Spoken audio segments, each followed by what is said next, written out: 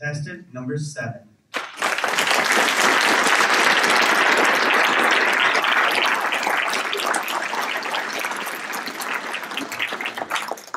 Nancy Zugschwert, living until your last breath. Living until your last breath, Nancy Zugschwert.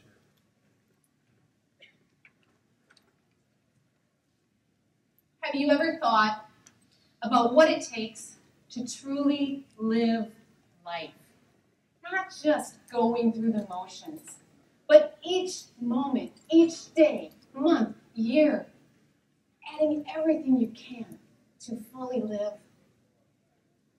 Fellow Toastmasters and honored guests, I know 2 people, Roy and Barbara D., who have mastered the art of breathing life into their days.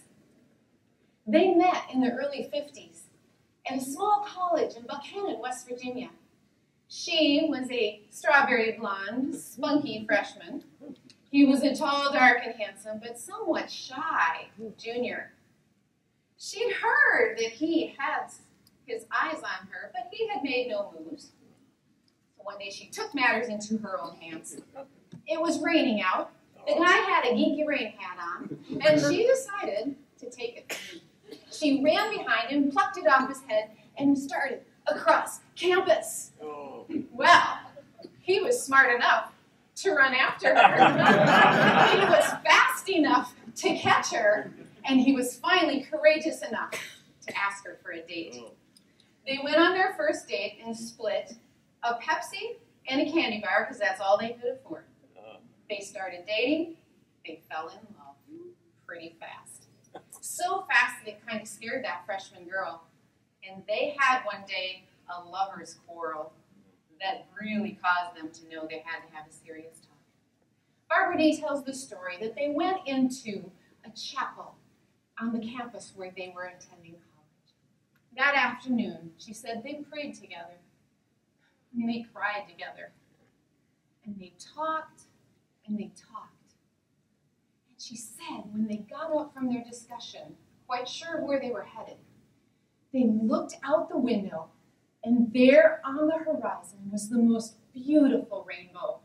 She said, "We saw that as a sign from God. We were supposed to be together." Well, that afternoon, it was faith that kept that couple together. And I have to say I'm glad it was, because Roy and Barbara D. are my parents. It was a pretty fateful day, and I wouldn't be standing here today if they'd made a different decision. And that faith that brought them together has carried through their whole life and been a foundational element of living fully. 3 years after they got married, they had moved halfway across the country to La Crosse, Wisconsin. They were expecting their first child. She was quite pregnant. Her body was telling her, it's time. But there was only one problem. It was 2 months before the day that child was expected. That young couple courageously drove toward the hospital, and she gave birth to a son. Kenneth Dean, they named him, to call him Kenny.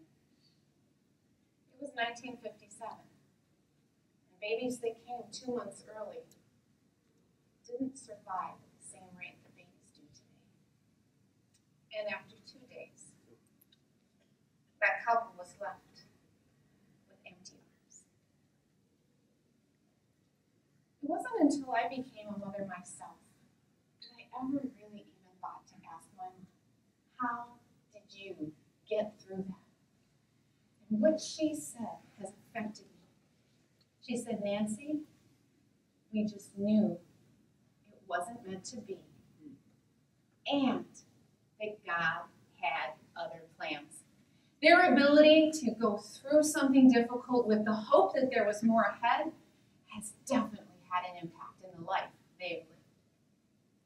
But it is the third thing I want to tell you about my parents tonight that I think is possibly the most remarkable.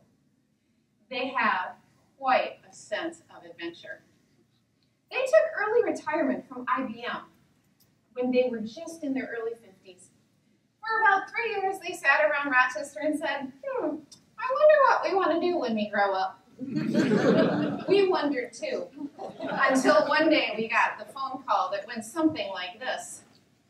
Hey, Nancy, we've got exciting news. We just bought a sailboat. Oh, that's great. You do know that you don't sail, right?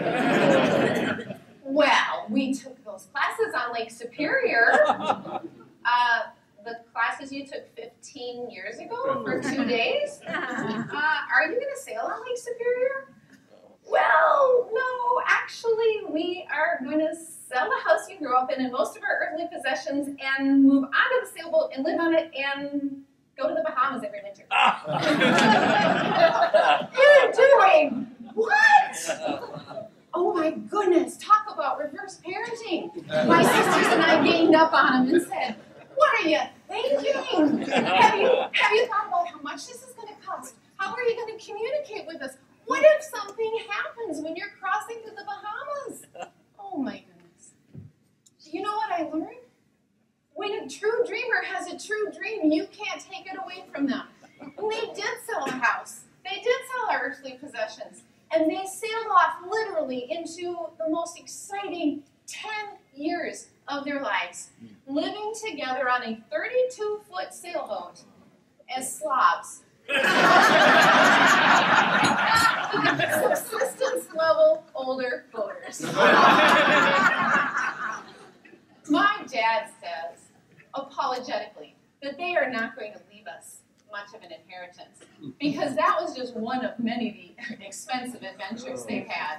And they eat out almost every day. But you know what? He's wrong. My parents have taught me the power of building life on a foundation of faith. How you deal with loss and difficulty and continue moving forward. And how to live life with a grand sense of adventure at any age, at any stage. My parents have given me the best inheritance of all. They have taught me how to live, truly live, until my very last breath. Fellow Toastmasters, I challenge you, whatever age you are, whatever stage you are, live life until your very last